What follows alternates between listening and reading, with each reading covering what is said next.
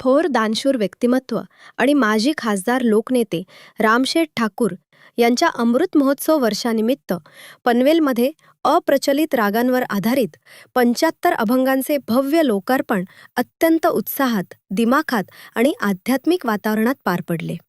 श्री रामशेठ ठाकूर सामाजिक विकास मंडळ आणि नाद ब्रह्म साधना मंडळ यांच्या संयुक्त विद्यमाने आयोजित या कार्यक्रमाने पनवेलच्या सांस्कृतिक परंपरेत एक उल्लेखनीय भर घातली. मार्केट यार्ड येथील श्री रामशेठ ठाकूर सामाजिक विकास मंडळाच्या सभागृहात लोकनेते रामशेठ ठाकूर यांच्या अध्यक्षतेखाली पार पडलेल्या या सोहळ्याला विविध क्षेत्रातील मान्यवरांची उपस्थिती लाभली. यावेळी प्रमुख पाहुणे म्हणून भाजपचे महाराष्ट्र प्रदेश सचिव आमदार प्रशांत ठाकूर, पनवेल महानगरपालिकेचे महापौर नितीन पाटील, मंडळाचे उपाध्यक्ष अरुण शेठ भगत, ज्येष्ठ नेते वाय.टी. देशमुख, गुरुवर्य पंडित निवृत्तीबुवा चौधरी, नाद ब्रह्म साधना मंडळाचे अध्यक्ष वसंत पाटील, तसेच रायगड भूषण पंडित उमेश चौधरी आणि अन्य मान्यवर उपस्थित होते.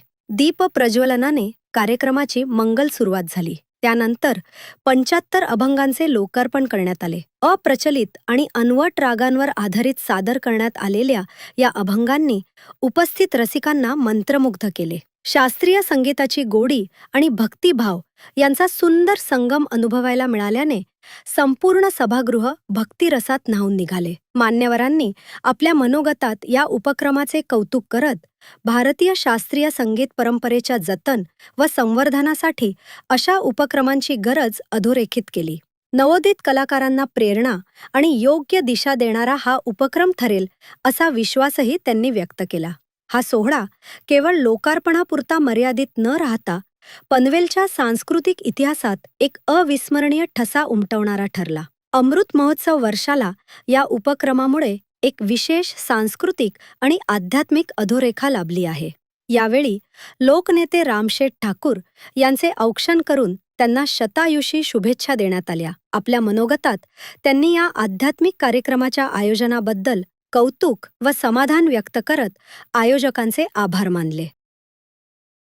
सगळ्यात आधी या अमृत महोत्सवी वर्षाच्या निमित्तानं रामशेठ ठाकूर सामाजिक विकास मंडळाच्या वतीनं मी आपल्या सर्वांचे सहकारी सन्माननीय या ठिकाणी उमेश बुवा यांचं मनापासून अभिनंदन करतो की त्यांनी या ठिकाणी पुढाकार घेतलेला आहे. नादब्रह्म साधना मंडळाचे अध्यक्ष वसंत शेठ यांचंही मी अभिनंदन करतो की त्यांच्या अध्यक्षतेखाली नादब्रह्म साधना मंडळाच्या माध्यमातून निरनिराळ्या पद्धतीचे उपक्रम जे गेले अनेक वर्ष सातत्यानं सुरू आहे ती परंपरा याही वर्षामध्ये आपण जोपासताय आणि त्यामुळेच अप्रचलित रागांच्या वरती आधारित हे अभंग आज लोकांच्या पुढे येत आहेत. मी सन्माननीय निवृत्तीबुवा त्यांचा उत्साह ऐकल्यावरती ते 81 वर्षाचे आहेत असं सांगता येणं तुलनेनं जरासं कठीणच आहे. ज्या उत्साहानं ते आजही कलेची साधना करतात, ज्या जबाबदारीच्या जाणीवेनं ते आपल्याकडे जे आहे जे आपण असे ठावे ते इतरांशी सांगावे, शहाणे करून सोडावे सकाळी या भावनेतून आपला ठेवा आपल्यापुरता मर्यादित न ठेवता पुढच्या पिढ्यांपर्यंत तो गेला पाहिजे. ही जी त्यांची तळमळ आहे ही तळमळ मला असं वाटतं की पनवेल तालुक्याला, रायगड जिल्ह्याला या सर्व आध्यात्मिक आणि या संपूर्ण याच्यावरती आधारित अशी भजन परंपरा, शास्त्रीय गाण्याची परंपरा या सगळ्यांनाच ही आपल्या सगळ्यांनाच अभिमान वाटेल अशा पद्धतीची परंपरा आहे. आणि म्हणून ही परंपरा सातत्यानं पुढे चालू राहावी. वेगवेगळ्या पद्धतीचे अनेक नवे पायंडे नादब्रह्म साधना मंडळानं आजवरच्या आपल्या कारकिर्दीमध्ये राबवलेले आहेत. आणि त्यामुळे मी नादब्रह्म साधना मंडळाच्या प्रत्येक सदस्याचं या निमित्तानं मनापासून अभिनंदन करतो. निवृत्तीबुवांपासून सुरू झालेली परंपरा त्यांच्याच कुटुंबामध्ये उमेश बुवा असतील किंवा त्यांची पुढची पिढी आहे त्या सगळ्यांपर्यंत पोहोचलेली आपण सगळेजण पाहतो. आणि अशा पद्धतीचा एखादा कार्यक्रम हा त्या नादब्रह्म साधना मंडळाचा कार्यक्रम नाही, तो आपल्या घरातला कार्यक्रम असल्याप्रमाणे घरातल्या सर्व परिवारांसहित आपण या कार्यक्रमाचा भाग बनत असता मला असं वाटतं की एखाद्या कलेच्या प्रती स्वतःला समर्पित करून घेणं म्हणजे काय हे कृतीतून निवृत्ती बुवांनी आणि त्यांच्या परिवारानं आपणा सर्वांच्या समोर सादर केलेलं आहे. आणि त्यामुळे याबद्दल मी त्यांचं आणि नादब्रह्म साधना मंडळाचं पुन्हा एकदा मनापासून अभिनंदन करतो.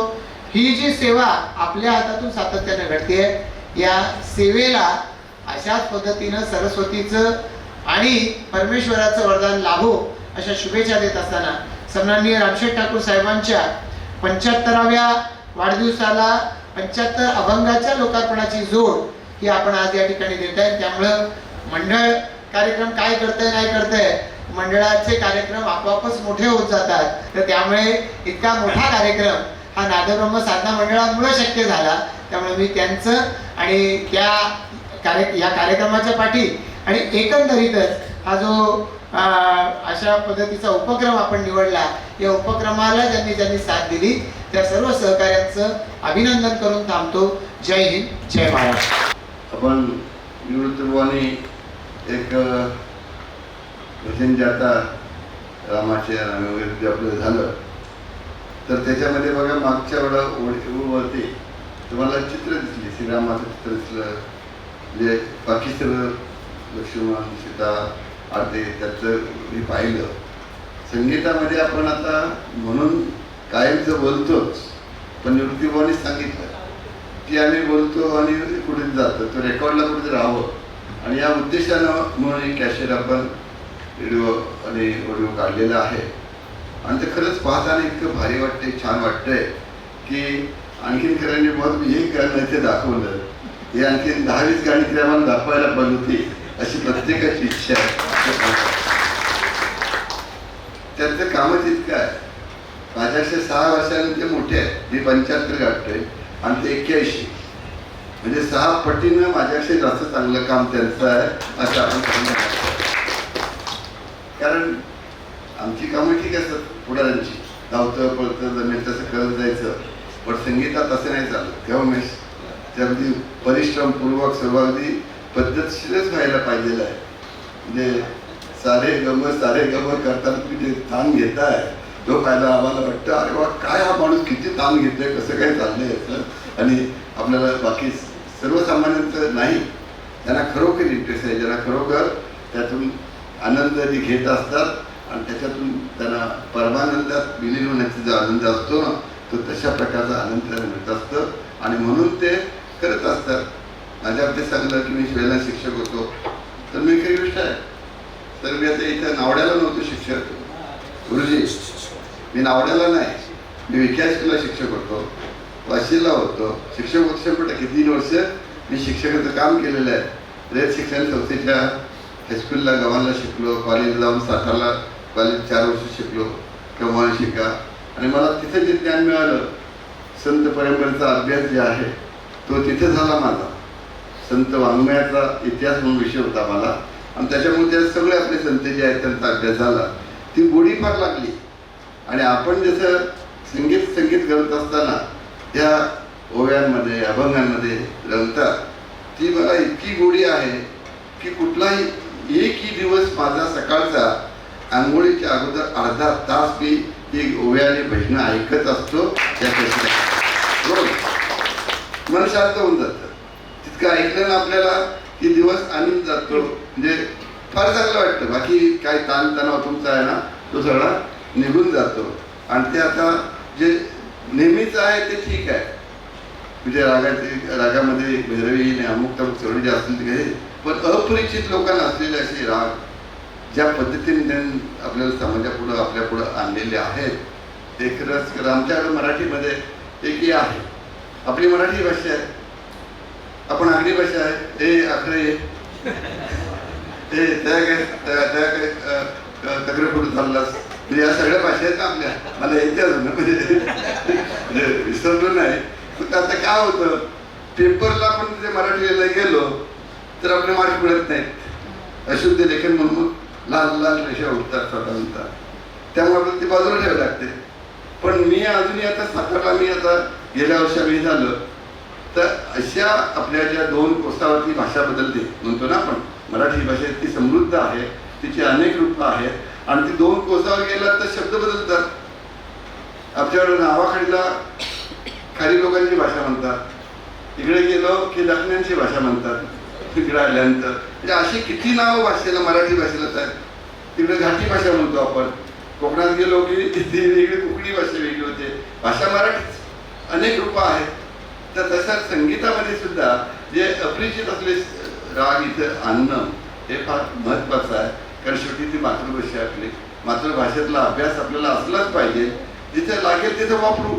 अदरच्या वेळेला, इतरच्या वेळेला आपल्याला काय करावं लागेल की आपल्या समाजाला आपलं परंपरा काय होती, फार गोडी आहे त्याच्यात. त्या शब्दांमध्ये जे मागच्या आपल्या आग्र्यांच्या, कोळ्यांच्या, ओबीसी आपण त्याला म्हणूया, अगदी मागासवर्गीय म्हणूया, तर ती जी गोडी जी आहे ती अतिशय अवीट अशी गोडी आहे. पण त्याचं हे घ्यायचं असेल तर योग्य पद्धतीने आपल्याला मांडायला पाहिजे. संगीतामधले तज्ज्ञ जे आहेत त्या संगीतातल्या तज्ज्ञांनी हे 75 रागामध्ये बोललेले आहेत, ते लाजवाब आहेत. उमेश मुरू आणि तुम्ही सहकार्याने त्याला चांगली साथ दिलेली आहे.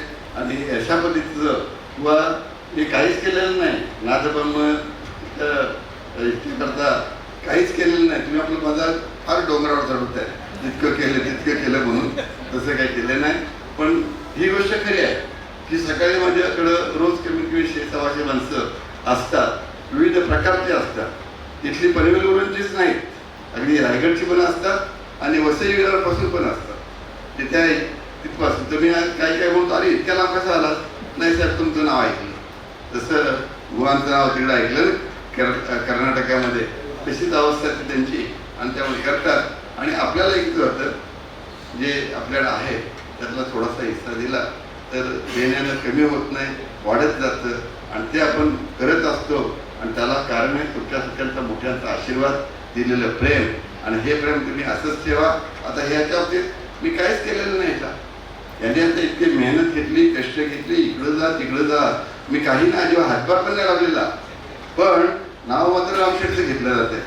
वसंत सेड आपल्या बुवांना भेटतात, उमेश अंकशाला तुमची मंडळी जी आहे काय, तशी मी गेलो होतो तर तयारी केली होती त्याची, भरगच्छ अशी छान अशी तयारी केली होती. आणि हा सर्व माझ्यावरती तुम्ही जे प्रेम देताय, मी उपकार म्हणणार नाही. उपकाराने काय होतं, भाषा ती बिघडते. पण जे काय प्रेम देतात, प्रेमानं करताय, तर त्यामुळे पैशाने त्याची किंमत कधी होत नसते. ही प्रेमाने खऱ्या अर्थाने किंमत वाढत असते. आणि त्यामुळं माझ्यावर आपल्यासारख्या माणसाने जर सांगितलं इथेच असं आहे, इथं असं होणं गरजेचं आहे, तर मला ते चांगलं चॅलेंज वाटतं, घ्यावंसं वाटतं, त्याच्यात मदत करायची वाटते, काहीतरी पुढं जावंसं वाटतं. आणि हेच काम माझ्या आयुष्यात शेवटपर्यंत व्हावं. तुमच्या सगळ्यांचे सदिच्छा आहेत, या अशाच सदिच्छा शेवटपर्यंत राहाव्यात अशी अपेक्षा व्यक्त करतो. ते नक्कीच राहतील. रामकृष्ण हरी. आमचे आदरणीय लोकनेते म्हणण्यापेक्षा मी लोकसेवक म्हणेन की आयुष्यभर मी बघतोय त्यांना, जवळजवळ 60 वर्ष बघतोय की त्यांचं वागणं, त्यांचं राहणं, त्यांचं समाजामध्ये मिसळणं अगदी साध्या माणसाने मिसळावं तसं मिसळतात. अहो मी सांगतो, अभिमानाने फुगलेले मी हजारो पाहिले. जरासा पैसा आला की असे मोठे ताट मानेने जातात. पण मी ही व्यक्ती अशी भेटली, मला माहिती, देव म्हणतात की देव पण जे अंगात उतरणं म्हणतात ते याला म्हणतात. तर या मंचावर असलेले रामशेठ ठाकूर साहेब, आमदार प्रशांत ठाकूर साहेब, बघा त्यांच्या बाबतीत पण मला अनुभव आहे की तो वारसा त्यांचा तसाच चालतोय. मला कधी पण असं वाटलं नाही की प्रशांत शेठ आज एकदम रुबाबात चाललेत, कधीच वाटलं नाही. खरंच मी म्हणतो, हे असावं पत्र देवी त्याला ऐसा बुंदा ज्याचा तिन्ही डोकी झेंडा, हे जे आहे तर ह्या गोष्टी ज्या आहेत त्या सहजासहजी होत नाही. याच्या पाठीमागं काहीतरी मूळ असतं. आणि मी सांगतो, त्यांच्या आईवडिलांची सेवा मी पाहिलेच होता की तेव्हा दत्त मंदिरात आम्ही वसंत शेठ आणि आम्ही भजनाला जायचो. तर आई वडील आम्हाला चहा वगैरे द्यायचे भजन झाल्यानंतर. म्हणजे ती जी त्यांनी पेरलेलं ते हे उगवलेलं आहे. हे असं नुसतं नाही, त्या काळात त्यांची साधना झालेली आहे, त्याचंच ते फळ आहे.